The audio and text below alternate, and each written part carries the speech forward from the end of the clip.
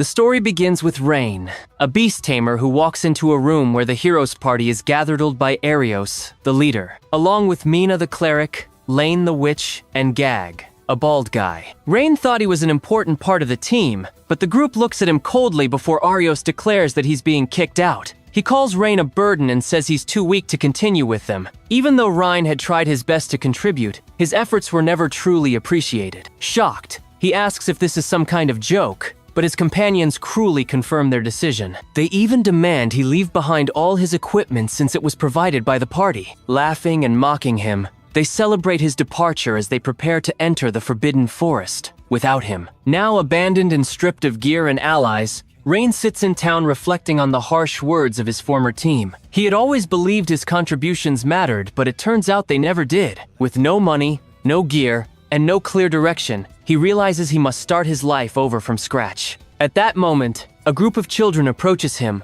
asking to see one of his beast tricks. Touched by their excitement, Rain calls down Doma, a hawk that swoops down to greet the kids before flying off. They're amazed and tell Rain they want to be beast tamers too someday. This short encounter lifts his spirits. Rain decides to start fresh as an adventurer, finally free to choose his own path, without the pressure of defeating the Demon King. He heads to the Adventurers Guild, where he's greeted by Natalia, the receptionist. She explains the requirements to join: a trial mission that involves hunting 10 goblins and collecting 20 medicinal herbs. She also goes over the ranking system, with S being the highest and F the lowest. Natalia seems concerned when Rain says he'll work alone as a beast tamer. But after remembering how he was mistreated by his old party, he accepts the challenge with only a small dagger as his weapon. Rain ventures into the forest and, with the help of a squirrel companion, he locates the goblins and completes the task. It's a clever use of his skills and proof of his resourcefulness. Upon returning, he delivers the items and officially earns his F rank badge, starting his new life as an adventurer. But just as he's about to leave, he hears a scream from the forest and rushes toward the sound. There, he finds a young girl cornered by a vicious D-rank saber tiger. Rain tries to fight it off, but his dagger snaps. Still, he manages to distract the beast long enough for the girl to escape. But then comes a twist. The girl sprouts cat ears and multiple tails. She's a cat spirit, one of the 4 great species. With a single, powerful strike, she knocks out the tiger and immediately collapses from exhaustion, murmuring that she's starving. Rain shares the last of his food with her. She devours it instantly and thanks him. Her name is Kanade, a feline spirit who left her peaceful mountain home because she wanted to explore the world and live exciting adventures. Curious about Rain's story, Kanade listens as he explains how he was kicked out of the hero's party for being useless. Outraged, she slams the team for throwing away someone valuable. Rain insists he's not bitter, maybe being kicked out was actually for the best. Kanade disagrees, telling him he's not weak or worthless. He's strong and important. This moment marks a turning point for Rain, who begins to regain faith in himself. When he reveals he's a beast tamer, Kanade surprises him by offering to let him try, forming a contract with her, something no one has ever done with a great species before. Rain hesitates but accepts, both curious and eager to connect with her. He removes his glove, performs a magic ritual, and successfully bonds with her. A glowing magic circle appears on Kanade's hand, sealing the pact. Later, they return to the guild. Rain submits his quest results, earns a DF rank badge, and receives 50 copper coins. Kanade congratulates him and suggests they find work to cover their living expenses like renting a room.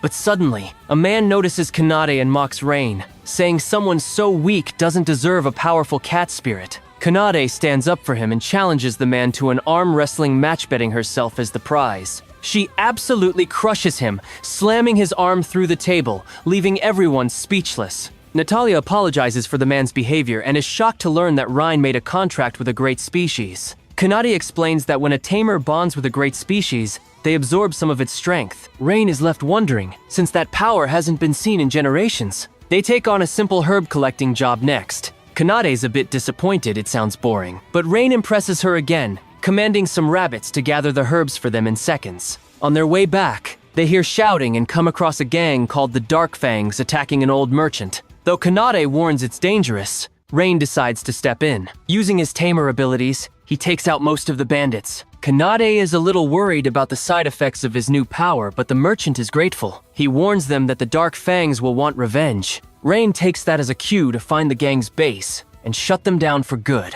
With the help of a squirrel, Rain discovers the hideout of the bandits. He comes up with an unusual plan to tame wasps with paralyzing stings. Though Kanade is skeptical, she agrees to go get reinforcements while Rain leads the attack. Using his unique skill, he tames the wasps and manages to immobilize every bandit without a fight. Meanwhile, we see Mina the cleric and Lane the mage, along with another adventurer. They were originally hired to protect the old merchant, but fled in fear instead of facing the bandits. This causes a heated argument within their group, filled with mutual blame and disbelief. How could Rain pull off what they couldn't? Eventually, as Kanade returns with reinforcements from the guild, they capture the immobilized bandits. But suddenly, chaos erupts. Monsters called royal lizards, a dangerous C-rank species, break loose from their cages. Wild and untamed, they attack with no mercy. Rain steps up without hesitation and takes one down with a single strike. Kanade also defeats another with ease thanks to her incredible strength. Realizing how dangerous this is,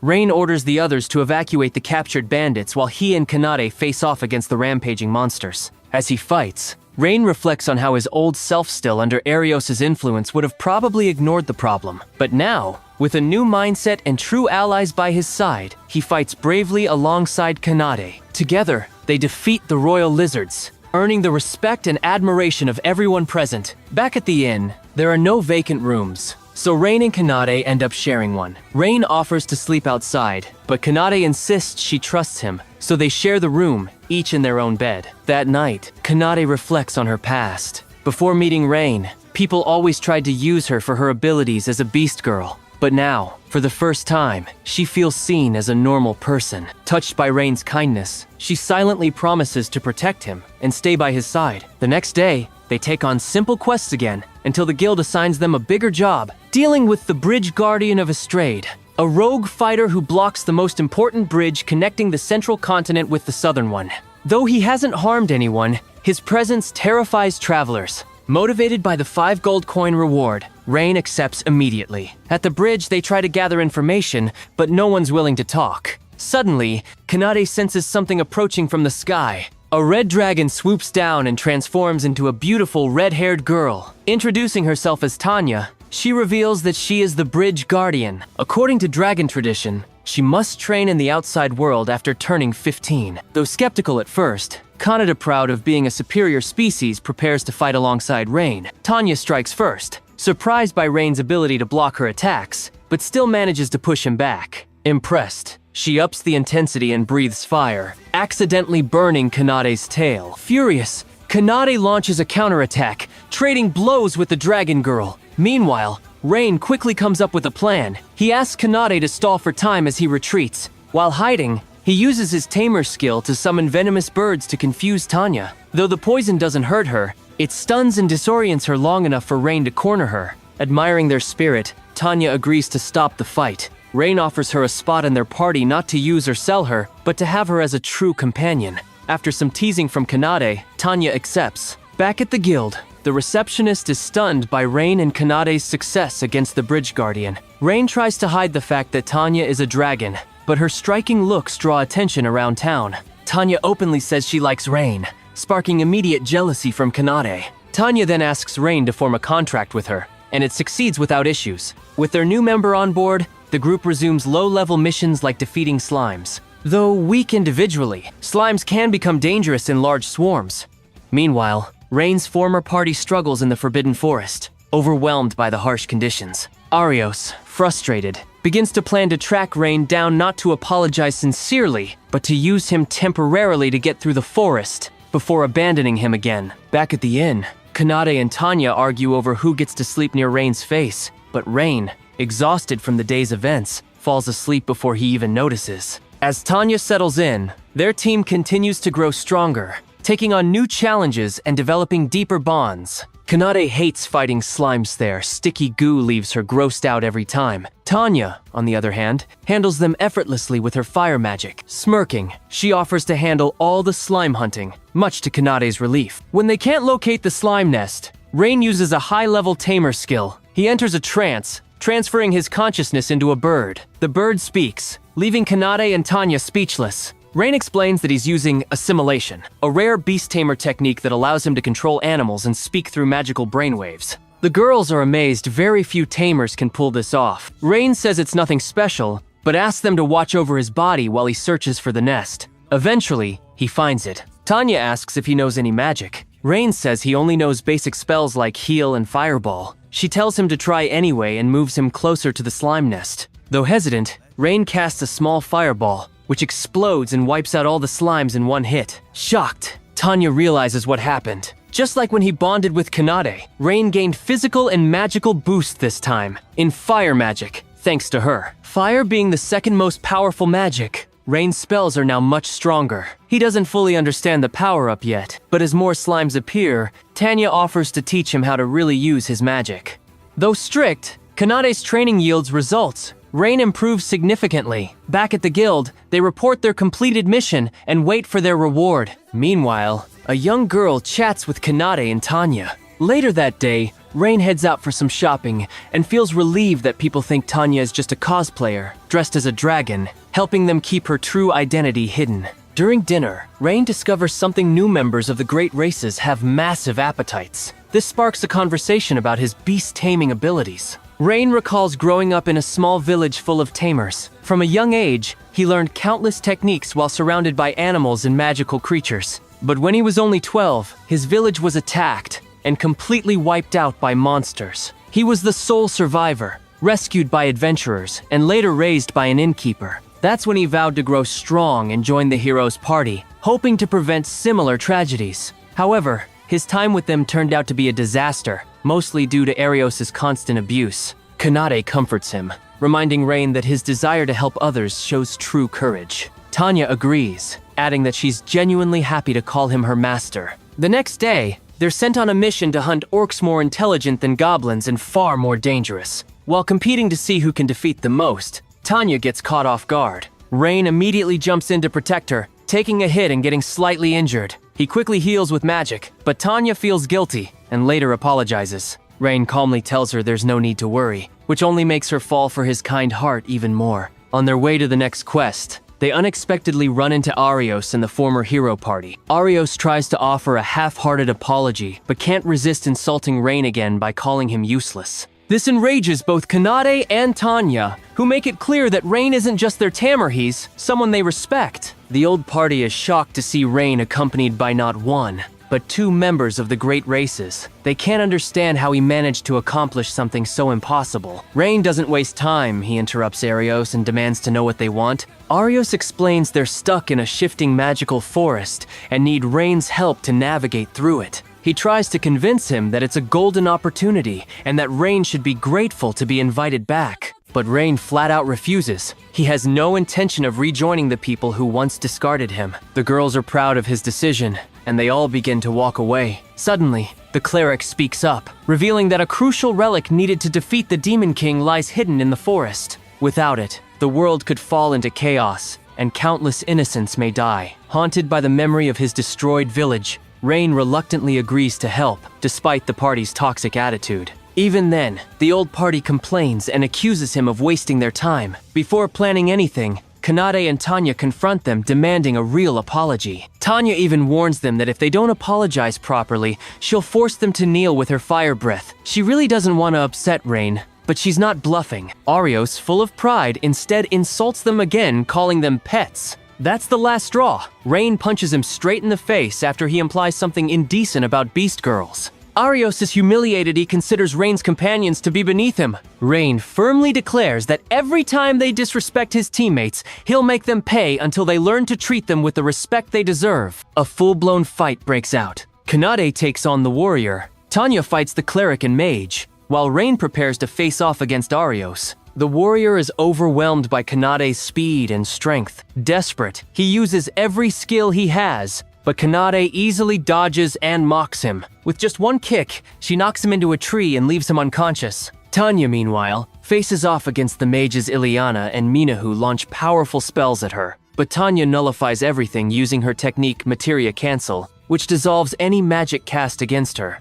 Despite the barrage, Tanya calmly says that even if they're the world's greatest mages, someday Rain will tame 10,000 beasts and maybe even a god. The statement terrifies the mages, who begin to doubt their chances. Annoyed by their arrogance, Tanya prepares to cast an epic spell. The sky darkens, Massive arcane circles form above, and crystal shards begin falling. The terrified mages scream and fear only to realize it was all a prank. The spell was fake, but they faint from sheer terror anyway. With the former hero party humiliated and silent, only one battle remains. Arios tries to act superior again, claiming Rain will regret turning down his offer, saying he just missed a chance to be useful again. Rain, not wanting to hear another word, shuts him up with a punch. Enraged, Arios slashes Rain's cheek and launches a flurry of fast, deadly strikes. Rain backs off, analyzing his moves. Arios keeps changing his attack pattern, gaining ground, but Rain comments that, while Arios should be a worthy opponent, he's nowhere near Tanya's level. He doesn't feel the same danger. Suddenly,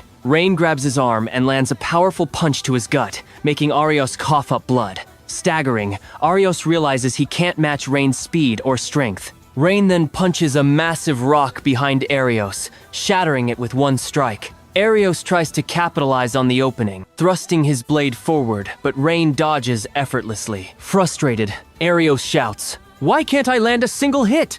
Rain explains that his pact with Kanade enhanced his strength, allowing him to analyze enemy movements like a true beast tamer. Since he had observed the hero for a long time, he had already memorized his attack patterns, enabling him to dodge effortlessly. On top of that, his strikes now carry the power of a feline spirit. After making it clear that the hero stood no chance in a head-to-head battle, Arios grows desperate and uses special magic, launching a lightning bolt at Rain, followed by a massive Giga Ray. But Rain counters with a fireball. The spells clash, triggering a powerful explosion. Arios is stunned. How could a rookie match advanced magic? The answer, his pact with Tanya. Arios keeps throwing spells, noting that while he doesn't have as many spells as his mage, he believes Rain only knows 2. As Arios taunts, Rain suddenly turns his head as if distracted. Thinking Rain has let his guard down, the hero rushes to strike, boasting he'll end it now. But it was a trap. Rain wasn't distracted, he had just summoned a paralyzing wasp, the same kind he once used to defeat bandits. It stings Arios mid-fight, leaving him frozen. Rain walks up and reminds him that beast tamers aren't useless, and warns him never to insult his friends again. Arios, now trembling and helpless, admits he was wrong. He tries to pass the blame on to his teammates and begs for forgiveness. But Rain isn't buying it. Enraged, he punches Arios, hard driving him into the ground. He tells him it wasn't even a full-strength punch. If it had been, Arios wouldn't have survived. Feeling vindicated, Rain enjoys the well-earned victory as Kanade and Tanya rush in to hug him. Now, their group ventures deeper into the Los Foresto, dark and eerie, that even daylight feels like dusk. Tanya suggests they light a fire, but they realize they need to go further in. Their goal? To find the ancient relic mentioned before, the Shield of Truth, meant only for the hero. After checking Arios' map, they realize it's useless. The forest constantly shifts, making navigation impossible. Still, they take responsibility for the mission. After all, even though they defeated the hero's team, they accepted the community's request to retrieve the shield. The idea is to eventually return it to Arios, so that he, the one chosen by fate, can save the world. But the girls have doubts. They don't like Arios-san, don't want Rain to suffer more because of him. Rain, however, insists. He's doing this to protect innocent people, staying true to his ideals. This inspires the group to keep moving. Eventually, Rain uses his assimilation skill, projecting his soul into a bird to scout ahead. As he flies over the forest, he finds a path leading to the deeper region. Returning to his body, he shares the good news. They follow his directions, with Kanade leading the way. But after a long walk, they find themselves back where they started, a rock they had previously marked. Realizing something is off, they suspect a trick within the forest. Tanya casts Material Search, revealing pink lights across the area. The lights guide them to a massive illusionary tree designed to confuse and trap travelers.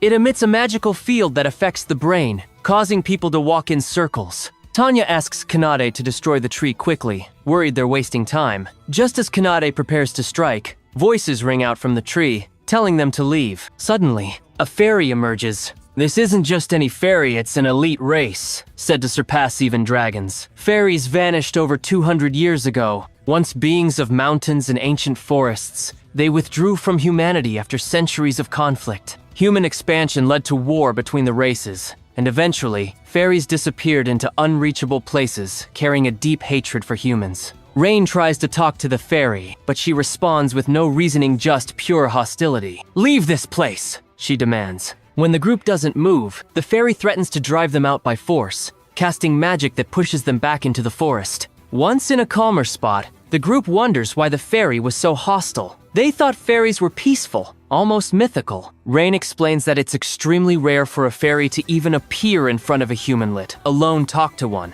They debate whether they should try again. Kanade suggests using Raya's magic to keep the fairies at bay while she destroys the illusion tree, but Rain disagrees. He believes there's still a chance to talk if they approach with humility and sincerity. So they return to the tree. This time, Rain steps forward alone, asking for a peaceful conversation. The fairies shout the same threat, "Leave!" and begin forming magical arrows. Rain stands his ground, determined not to fight. He assures them that he seeks no conflict, and if they must hurt someone, let it be him, not his friends. Touched by his resolve, the girls back him up. Even as the fairy launches arrows, the team works together to block the spells with their own magic, protecting Rain while he tries one last time to reach the fairy's heart. In the middle of the standoff, the girls step in to defend Rain. They explain that he's a kind person who's always helped them, and Tanya adds that he was the only one who didn't want to destroy the forest. The tense debate between the fairies and the group is suddenly interrupted when another fairy appears surprised to see such a diverse group: a human,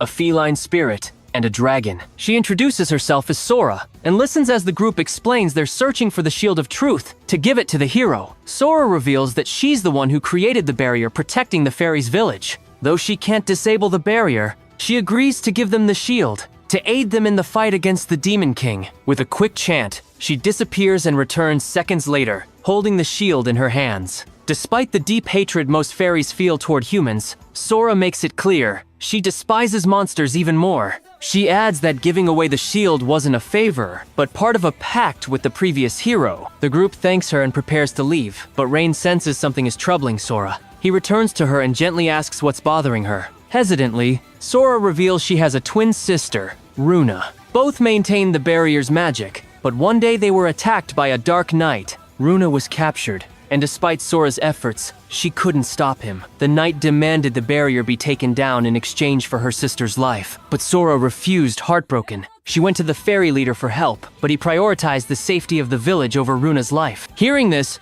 Rain promises to help rescue Runa without putting any of the fairies at risk. Sora, deeply moved, hugs Rain, grateful that someone is finally willing to help her out of genuine compassion. Soon after, the group prepares to rescue Runa, but the Dark Knight sends an ultimatum. If the barrier isn't removed by nightfall, Runa will die. Rain goes alone to face the knight, asking Sora to stay behind, fearing that her presence might provoke him to harm her sister. She reluctantly agrees. Later, the group locates the knight and Runa, tied to a tree. Rain quickly comes up with a plan. A pincer attack-own group moves in from the sides, the other from the front. He casts a fireball, but it has no effect. The knight is immune to magic. Still, Rain charges in and lands a powerful kick, shocking the knight with his strength. Curious, the knight asks if Rain is the hero, but Rain replies, Nohei serves the Demon King, which almost ruins the whole plan. Realizing the fairies are behind this, the knight prepares to punish Runa for betrayal, but Tanya intervenes, blocking the blow. Meanwhile, Rain and Kanade coordinate their strikes,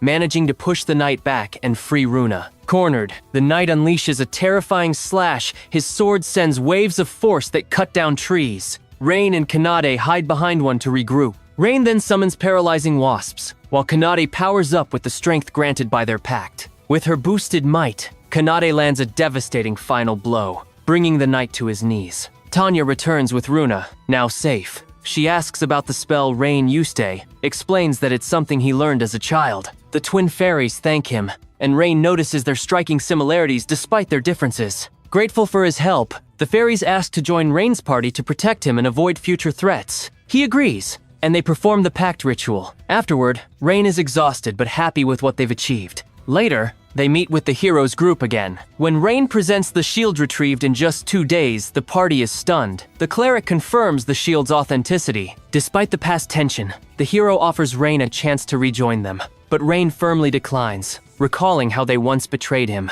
The girls stand by him, proud of his choice. Arios argues that defeating the Demon King would bring Rain fame, wealth, and power, but Rain replies, I don't need any of that. All I ever wanted was true friends, and now I have them. Realizing Rain's heart won't be swayed, the hero's party walks away bitter and defeated. But Arios, still seething from being punched before, swears vengeance. One day, he'll kill Rain. Meanwhile, Rain and his group rest in an open field. The fairies ask if it's really true that only the hero can defeat the Demon King. Rain explains the legend. The Demon King once used all his power to enslave humanity. No one could stop him until the gods gave a chosen hero divine blood. This divine gift unlocked unlimited potential, allowing the hero to defeat the Demon King and bring peace.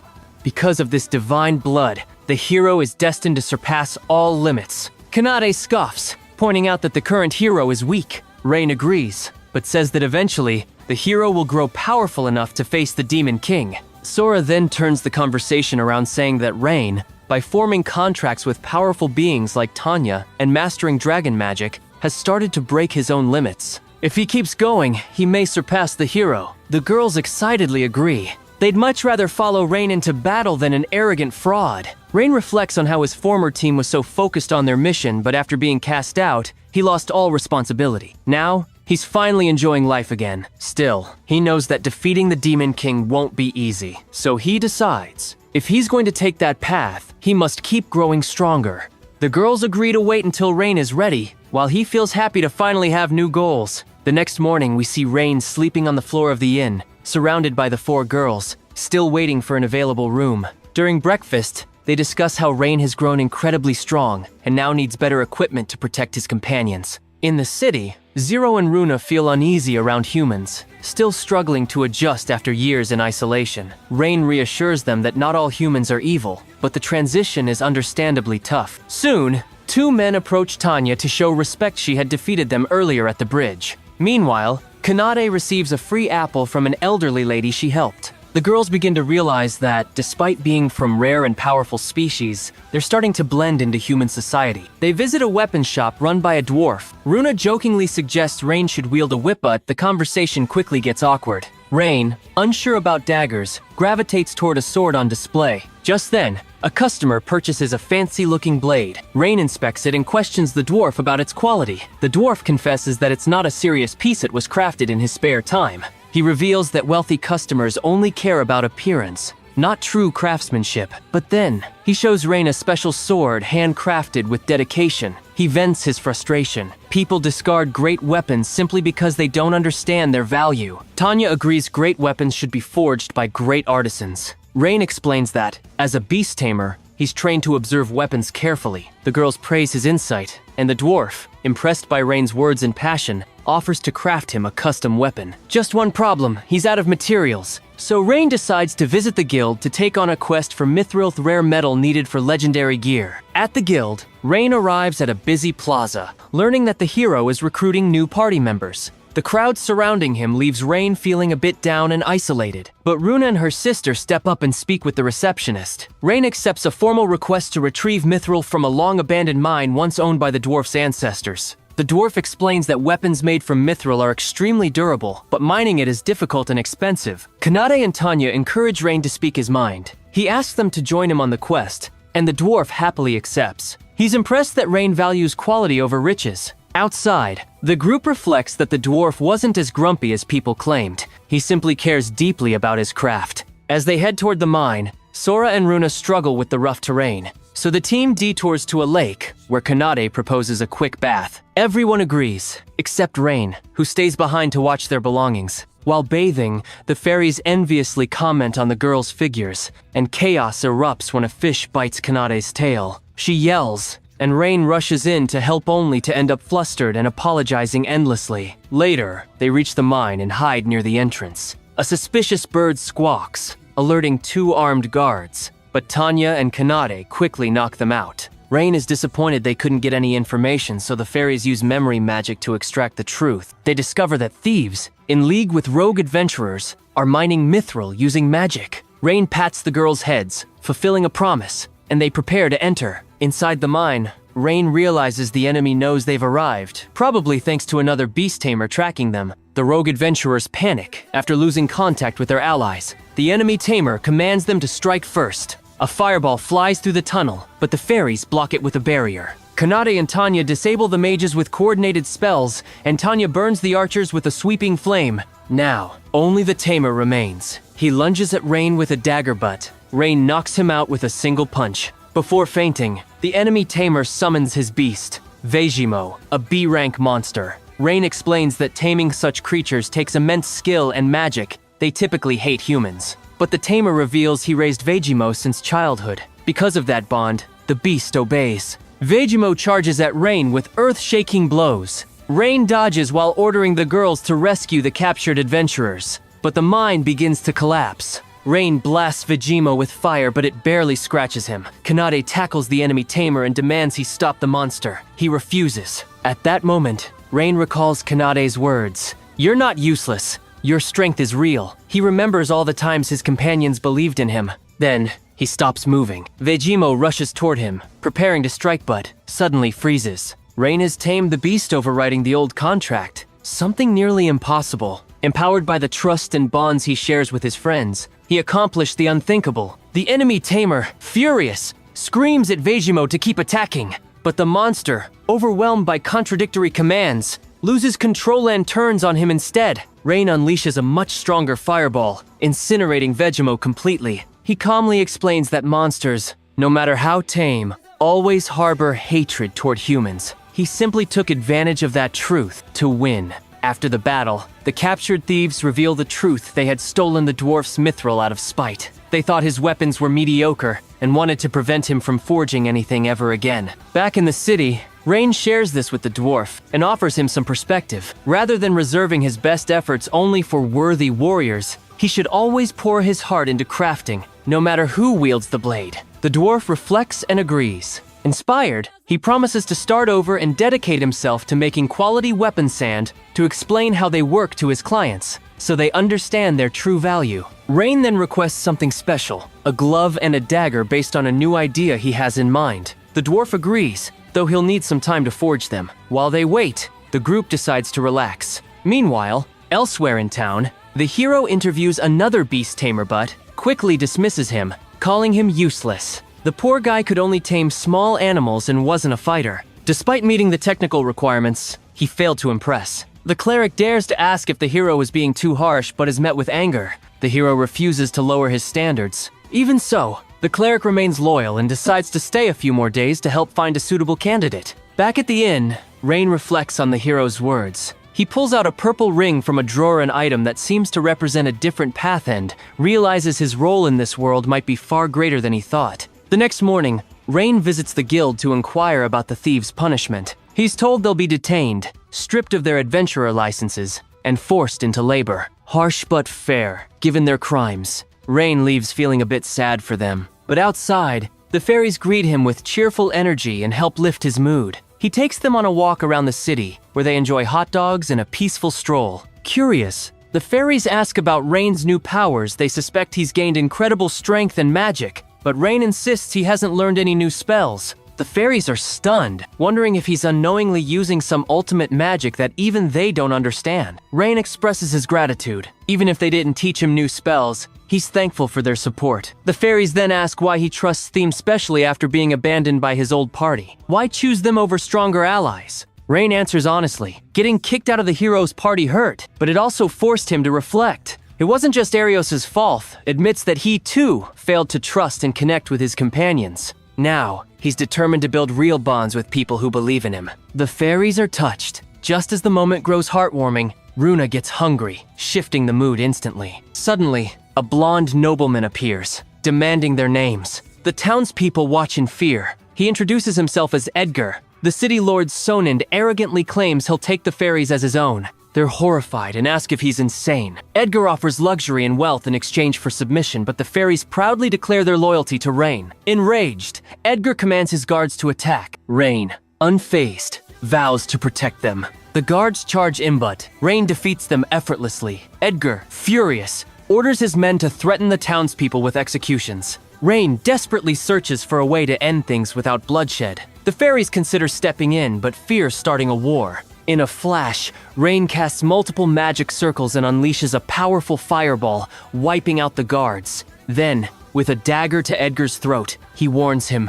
"Leave and never return." Edgar retreats, humiliated but swears vengeance. The townsfolk cheer Rain's bravery. An old man suggests they flee the city. Watching from the shadows is a mysterious figure with a cape, blonde hair, and a familiar ring once belonging to the hero. Meanwhile, The fairies are thrilled to have helped Rain. Tanya and Kanade, however, are a little disappointed they slept through the whole thing. Rumors quickly spread. Edgar, it turns out, is notorious for abusing his power, harassing women and terrorizing citizens, while his father, the Lord, covers up every crime. Tanya jokes about burning Edgar's mansion to the ground, but Rain considers a different approach. Kanade reminds him, if he runs, he'll never fulfill his dream of helping the people.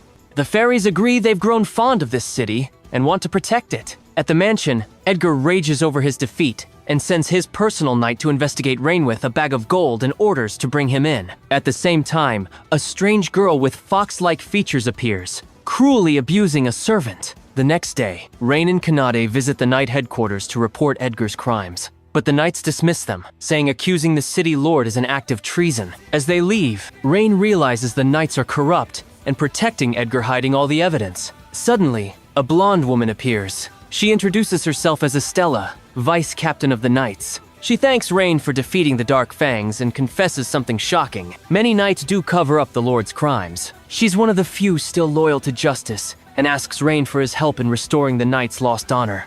Though hesitant at first, Rain accepts Estella's offer to fight back against the corrupt noble with Kanade's support, giving him the final push. His motivation? He just feels it's the right thing to do. Rain's group, along with Kanade and Tanya, craft a plan to expose the noble's crimes. Step 1. They demonstrate their power to the knights, proving they're more than capable of justice. Afterward, they head to the dwarf's forge to pick up a special item Rain had requested. Just then, a squad of corrupted knights intercepts them, hoping to silence the truth. But thanks to the fairy's magic and Rain's enchanted gauntlet, they are swiftly immobilized. Estella, the vice captain, faces off with the knight's commander in a one-on-one duel and defeats him with a clean strike. She makes it clear, those who abandon justice for greed have no right to call themselves knights. Meanwhile, the arrogant noble believes his 100 guards are enough to stop Rain's party. Confident in victory, he's approached by a hooded hero who offers him a magic ring, claiming it will help eliminate Rain. The noble, clueless about its true power,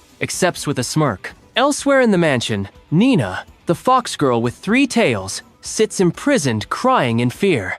In a memory, she recalls peaceful days under the sun at a temple, a time long gone.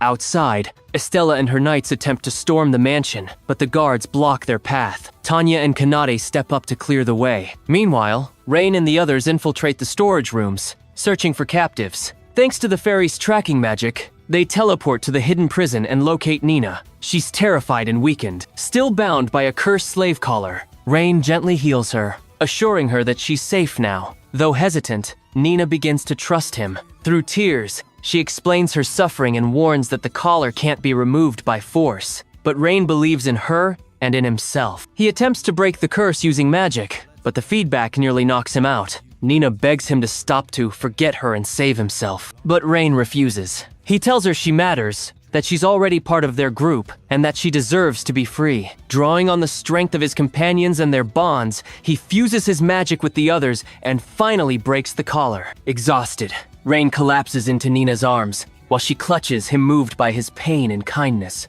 Outside, the battle rages on. The knights, sensing defeat, take hostages to turn the tide. But the fairies arrive just in time, unleashing flaming attacks to neutralize the enemy and rescue the villagers. With the guards defeated, Estella declares the noble and his allies will be arrested. The final confrontation is about to begin.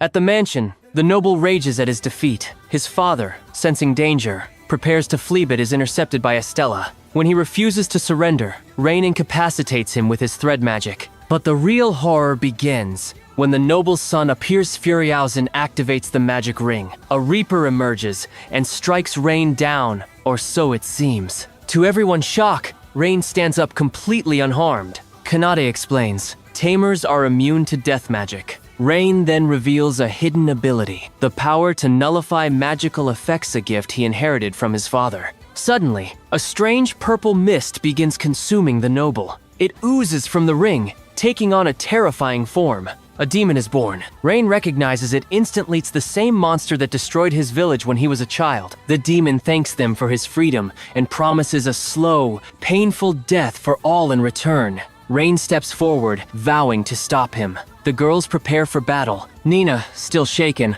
offers to help, but Rain tells her only to fight if she truly wants to. The demon begins wrecking the city, laughing maniacally. Kanade lands a powerful kick, but the demon doesn't even flinch. Rain throws out his thread in a distraction tactic, allowing Tanya to follow up with a strike, but the demon breaks free effortlessly. The final battle is about to begin.